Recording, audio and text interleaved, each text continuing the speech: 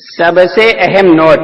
حضرت جی مولانا انعام الحسن صاحب نے اپنے انتقال کے بعد صرف اور صرف امیر طے کرنے کے لیے 10 افراد طے کیے تھے۔ ان 10 افراد میں سے حاجی عبد الوہاب صاحب صرف ایک فرد کی حیثیت رکھتے ہیں۔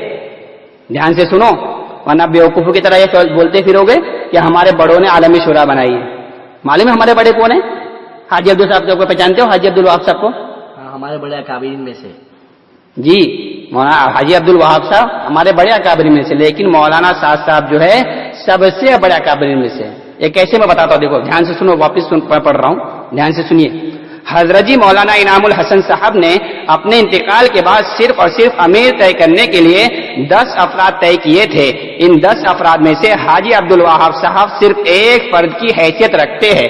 اور میاں جی محراب صاحب کے فیصلے کے بعد سے یعنی تقریباً 22 سال سے مولانا محمد سعد صاحب الحمدللہ عالمی فیصل کی حیثیت رکھتے ہیں، اور مزید دارالعلوم دیوبند کے فتوے کے بعد عالمی اجتماع بنگلہ دیش جنوری 2017 میں موجود تقریباً 110 ملکوں کی شورا کے فیصلے کے بعد سے بھی مولانا محمد سعد صاحب الحمدللہ عالمی امیر کی حیثیت رکھتے ہیں۔ اس لیے اگر کسی بھی امور میں حاجی عبد الوہاب صاحب اور مولانا محمد سعد صاحب میں اختلاف ہوگا، اس لیے اگر کسی بھی امور میں حاجی عبد الوہاب صاحب اور مولانا محمد سعد صاحب میں اختلاف ہوگا تو اجتماعیت کو قائم رکھنے کے لیے کام کرنے والوں کے ذمہ فرض عین ہے کہ صرف اپنے عالمی امیر مولانا محمد سعد صاحب ہی کی اطاعت کرے، کیونکہ حضور اکرم صلی اللہ علیہ وسلم کا فرمان ہے، جس نے اپنے امیر کی اطاعت کی اس نے میری اطاعت کی، اور جس نے میری اطاعت کی اس نے اللہ کی اطاعت کی، اور جس نے اپنے امیر کی نافرمانی کی اس نے میری نافرمانی کی، اور جس نے میری نافرمانی کی اس نے اللہ کی نافرمانی کی۔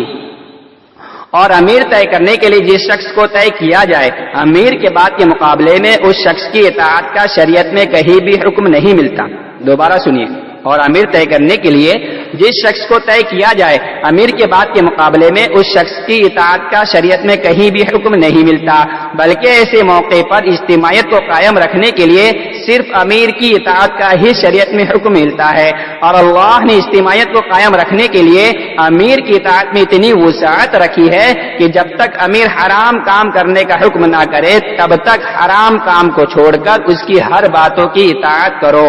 اور مولانا محمد سعد صاحب نے خود ساختہ عالمی شورا کا انکار کر کے کوئی حرام کام نہیں کیا ہے۔ دوبارہ سنیے، اور مولانا محمد سعد صاحب نے خود ساختہ عالمی شورا کا انکار کر کے کوئی حرام کام نہیں کیا ہے، بلکہ انکار کر کے الحمدللہ عین سنت زندہ کی ہے، کیونکہ دور نبوت اور دور صحابہ سے ثابت نہیں کہ لوگ باری باری فیصل بنے، یہاں تک کہ حضرت علی اور حضرت معاویہ رضی اللہ عنہما میں شدید اختلاف پیدا ہونے پر بھی باری باری فیصل بننا ثابت نہیں ہے۔ نوٹ: خود ساختہ عالمی شورا کو حاجی عبد الوہاب صاحب نے نہیں بنایا ہے، بلکہ حاسدین نے حاجی عبد الوہاب صاحب کی بیماری اور کمزوری کا فائدہ اٹھا کر خود سے عالمی شورا کا اعلان کیا ہے۔ اور اگر دعویٰ